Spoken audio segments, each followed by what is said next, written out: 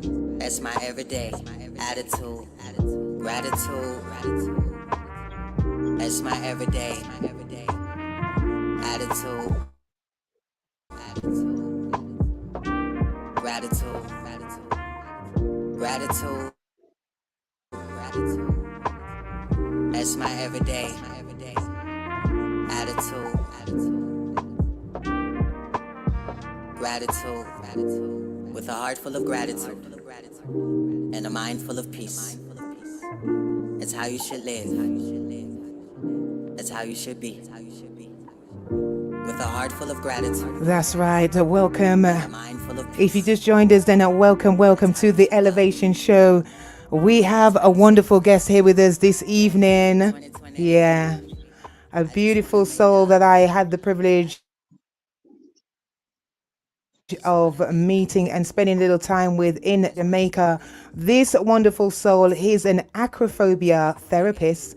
He's a jogging meditation guide, an epigenetic, I knew I was going to stumble over that word, an epigenetic reprogrammer, stretching clinic facilitator, and poet. I would like you to help me welcome our wonderful brother, Samuel Gordon, affectionately known as Kindred. Kindred, how you doing, brother? How you doing? I am absolutely How you amazing, doing? and I Can you will. hear us? And Are you there? I guess, are you hearing me? Amazing, and I will. And I. Right, I was saying that's absolutely amazing, and so are you. I don't have to ask. Right, I was saying that's absolutely amazing, and so are you. I don't have to ask. Thank you. Thank you. I am amazing. And it's good to see you again. It's good to see you in the flesh. You know, I can't actually touch you, but just seeing your smile. I remember the vibrations in. What are you doing right now? I mean, Jamaica has just had an earthquake, 5.6, which is quite powerful. I mean, it only lasted a few seconds. But how was it for you? Did you experience it at all? I just saw some water in a jug shaking, but it wasn't dramatic on my side of the island. I just saw some water in a jug shaking, but it wasn't dramatic on my side of the island. Okay, okay. I've heard that from some people are saying it wasn't too bad for them. So they're kind of giving thanks, and we do need to give thanks. But do you think just quickly, do you think that Jamaica's ready for an earthquake? Seriously, I mean, if we really Well, did the have an earthquake, forces, do you think the Jamaica's ready? forces, Do you think they the know forces where of to the go, what to Almighty are do? beyond. You know? The forces of the Almighty are beyond. Say that again for me.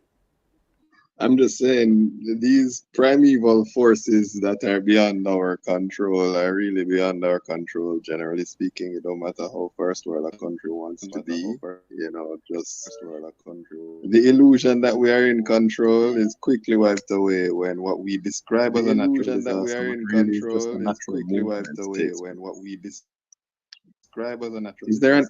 just a natural movement takes place. Is there an echo? Right. Is there Absolutely. an echo? I'm not hearing one. Are you hearing an echo? Well, I do hear the talk back of myself a little bit delayed, but I'm not sure if it's affecting me while I speak. Okay. All right. Let me know how that sounds for you now, okay? I'm fine though. I'm Make fine. sure I'm fine. everything's okay there. I'm fine. You're fine. Yeah. Okay, cool. All right. So we're going to get into the meat and gravy of this show. Now, for those who are listening via the KBIT play, that's wonderful. But we're going to get Kindred to give us some demonstrations of his practices a little bit on into the shows. If you want to see that happening, then why not join us over on the YouTube channel? That is Tricia O'Neill, the Elevation Show rather, with Tricia O'Neill, and you can join us there and see exactly what is happening. Now, Kindred, of course, is a self healer, and he practices healing from some ancient practices that came about many years ago, and he's touring all over Jamaica right now with his practices, and I'm just amazed at how well he is being received right now with this practice. But before we go into what the practice is really all about, I want to just get a background of who Kindred, God, I put my teeth back in, actually is. So let's start at the beginning. Kindred, you shared with me that you were homeschooled and that you didn't have music growing up. Just tell us a little bit about what life was like for you as a child. Um, I was homeschooled, as I mentioned. I lived in a very controlled environment. My mother was an educator, and so she had the best intentions for us. And I wouldn't have had it any other way now that as an adult I can see all the things I may have been annoyed about that I may have been kept back from. Um, but as an adult, I really see the beauty in it. I see the intention in it. I understand what my mother wanted for me, and I wouldn't have had it any other way. The most important lesson I learned as a child in homeschool was how to learn, and that has carried me through life. I've been on a never-ending quest of starting with the most existential questions. You know, when you're a young person, what am I? What am I? Why am I here? What's this all about? You know, and those central questions have really continued my quest to raise my awareness of my relevance to this space, to this universe. Um, and yeah, here we are today. Otherwise, by way of introduction, I have lived many lives. I'm a trained English teacher, language teacher, linguistics. I am a past live television broadcast journalist and investigative journalist as well for television. I have worked in the prisons in Jamaica doing life skills work, transformational work with men and women. There's just so many aspects. I've been an entrepreneur. Um, but you know, when COVID came around that time, I actually pulled away from all of the things that involved me going outside of myself to share with someone else. Anything that Mm-hmm. would mean that I'd have to buy a product and sell it back, or I'd have to involve anybody else. I decided to stop doing those things because we're sovereign beings and we are priceless. And just to learn more about our capacity is than a next one is a priceless venture, you know. And so these practices I have been practicing for the last 6 years personally. But in and around the COVID period, I have started to share more and more with others. And I often ask myself the question, who sent you? You know, I ask myself the question, who sent you? Because it you say that you're happy to see that the practice is being well received. I'm happy that it seems as if the practice is being well received. But for those who are open, Yes. it is well received. For those who are not open, it is what it is, you know. And so for those who are not open to their innate self-healing capacity, they should see their general practitioner. Um, and for the rest who are open, it is a joy to continue to live this journey, sharing with all who are open, whether or not there is money involved. Just ensuring that we spread the balance of awareness. Yes. Yes. Absolutely. And that's the main thing, is that the message is being shared, because it's so important that we are able to take part in healing ourselves. We are our own doctors, and there isn't any dis-ease that I know of that our body understands the name of. Our body doesn't know any names of any dis-ease. As far as I'm aware, we're the ones, and doctors and medics are the ones that have given it titles, certain And diseases. So, along we're that going to breath, get on I to would how like we can, really get and involved.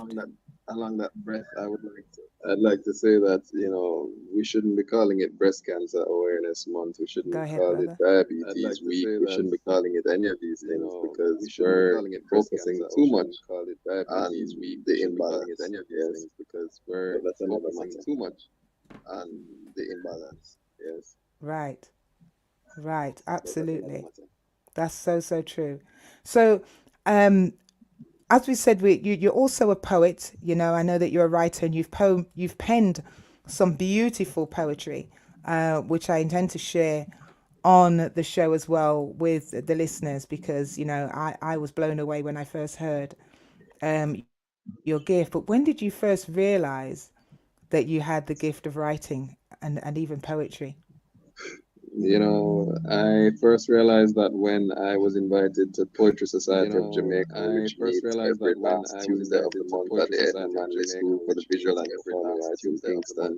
I was invited there by a friend of mine who I just happened to have been on the phone with one night, and I just said, "Hey, listen to this thing that I wrote," and she would listen to them a lot, and she was just convinced I needed to go and share it. And yeah, that's pretty much how it started in terms of me regarding it as poetry. I've always been writing, as I say. As a child, I wasn't allowed to access too much external media, and so the computer that we had, after I finished Free Cell and Solitaire and those standard games that came on the computer because I had access to no other, I started writing, and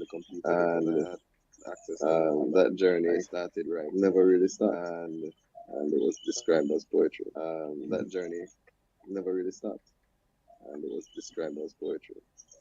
Wow, I love that. I love that. Well, you have a wonderful poem that is called what is it called? You have poetry. You have poetry. Tell us a little bit about that one, and we're going to play it as well. That one is called You Forever. How much time are we gonna have on the show? Because that's You Forever. 7 minutes. You forever. Yeah. Okay. We're gonna play that track, and you can tell us a little bit about it. Right shortly after this. Bear with us. Let's just get that poem up, because I absolutely love it, and a lot of the people that you shared it with in our group absolutely loved it as well. So here we go. There is poetry in your God-born existence, in your unexplained, in your science-defying structure, in your molecular field. If I was the size of a virus, looking back at you, I would see shifting grains like a universe of organisms. I would see you as you are, but you look in the mirror, you see one composite of your billions of cells, one wrap for all your electrical voltage, its power dumbed down by your lacking perspective. You are like Thor with a new hammer, like Zeus with lightning that doesn't bolt. When the men went to war, the women started looking at each other. When the soldiers came home, they were no longer men. Who needs a special operative for a lover? A black ops bully for tall, dark and handsome. Some only seeing that his hands were strong, not willing to answer the song for freedom. In her belly middle is the uneasiest place, somewhere inside her constricted intestine. She declines every time she is touched, every time rushed to fall in line. A good wife in a society under the knife. No lifestyle changes, just dollars and change, yes. No holistic living, just metal knee and whole new brain, or a beating heart. You start somewhere, somehow. You encountered advertising. Your parents and culture marketed their lives like they were your god. You bought it. Today, you are a mini them. Modern culture is a trap detached from primordial flow. Today, some struggle to awake, to know they are not bound to inheritance. Some they may accept, give away, reject, throw away, and for the rest burn in a deep midnight